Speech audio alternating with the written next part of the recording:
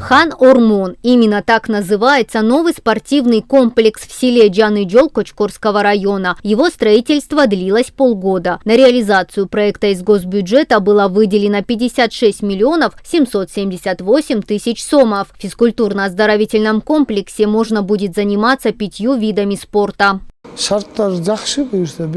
Условия отличные. В комплексе имеются душевые, раздевалки, тренерская комната и другие необходимые для спорткомплекса вещи. Утром количество тренирующихся парней достигает 50 человек. Вечером тренируются еще человек 60. Мы составили расписание, по которому они тренируются. Последние несколько лет в Нарынской области длительных простоев при строительстве соцобъектов не было. Все это благодаря отсутствию перебоев в финансировании, а также развитию местного производства. Например, за 9 месяцев текущего года в регионе завершены строительно-монтажные работы на сумму в 193 миллиона 783 тысячи сомов. Свои двери распахнули 4 школы и 1 спортзал. Подобный спорткомплекс был открыт в августе в селе Тугольсай Джумгальского района. Состоялось открытие 3-го по счету спортивного комплекса. Первый в селе Джангыджол, второй в селе Тугольсай, третий – это спортивный зал, который был построен в школе села Узгурюш Атбашинского района.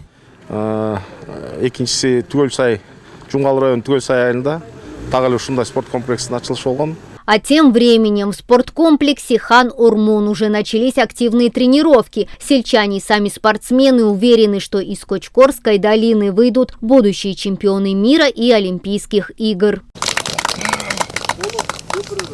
Конец этого года ознаменовался для Кочкорского района еще одним торжественным открытием. Спустя 5 лет здесь, наконец, был построен новый мост. Он располагается на дороге, которая соединяет центр района с 8 населенными пунктами. Это села Карато, Акджар, Кумдобо и другие.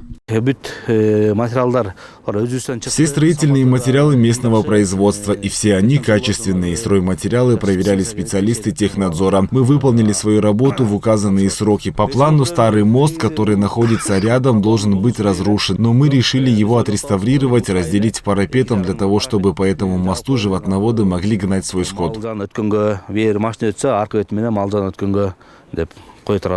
Отмечается, что протяженность моста составляет 56 метров, а ширина 10 метров. Средства на его строительство были выделены из республиканского бюджета.